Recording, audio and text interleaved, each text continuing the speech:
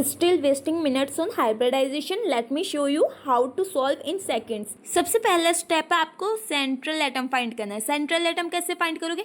जो सबसे कम नंबर में प्रेजेंट है वो आपका सेंट्रल एटम हो सकता है. जिसकी इलेक्ट्रोनेगेटिविटी कम है वो आपका सेंट्रल एटम हो सकता है, एक्सेप्ट हाइड्रोजन.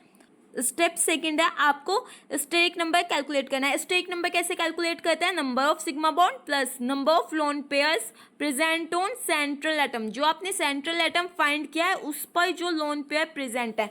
रिमेंबर यहाँ मिस्टेक नहीं होनी चाहिए, ठीक है. तो जो सम होगा सिग्मा बॉन्ड्स का और लोन पेयर्स का वही आपका क्या होगा? Steric number. जो स्टेरिक नंबर निकलेगा उसे फिर आपको हाइब्रिडाइजेशन से मैच करना है. फिर जब आपको हाइब्रिडाइजेशन मिल जाएगी फिर आप उसकी ज्योमेट्री भी निकाल सकते हो.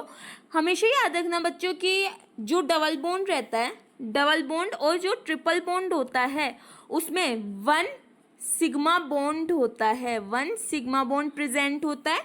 फॉर एग्जाम्पल अगर मैं आपको निकाल के दिखाऊं CO2 मॉलिक्यूल का हाइब्रिडाइजेशन, देखिए कार्बन क्या है? लो इलेक्ट्रोनेगेटिव एटम है, कम नंबर में प्रेजेंट है, एक ही कार्बन प्रेजेंट है जहां 2 ऑक्सीजन एटम प्रेजेंट है. तो जिसके बेसिस पर हम बोल सकते हैं कि कार्बन क्या हमारा सेंट्रल एटम है.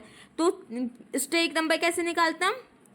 सिग्मा बॉन्ड, मैंने अभी क्या बताया, डबल बॉन्ड और ट्रिपल बॉन्ड में कितना सिग्मा बॉन्ड होगा? 1 sigma bond, 1 2 sigma bond plus carbon के पास कोई लोन पेयर नहीं है, 0 लोन पेयर, तो इसका स्टेरिक नंबर क्या हुआ? 2 हुआ. तो आपको जस्ट मैच करना है 2. बच्चों ऐसे भी काउंट कर सकते हो आप, S की एक ऑर्बिट होती है, P की 3 ऑर्बिट होती हैं, ठीक है. तो एक S की लेंगे एक P की लेंगे तो कितना हुआ? 2. तो हमारी हाइब्रिडाइजेशन क्या हो गई? SP. Now hybridization is no more a mystery. If this trick saved your time, hit like and subscribe for more chemistry hacks.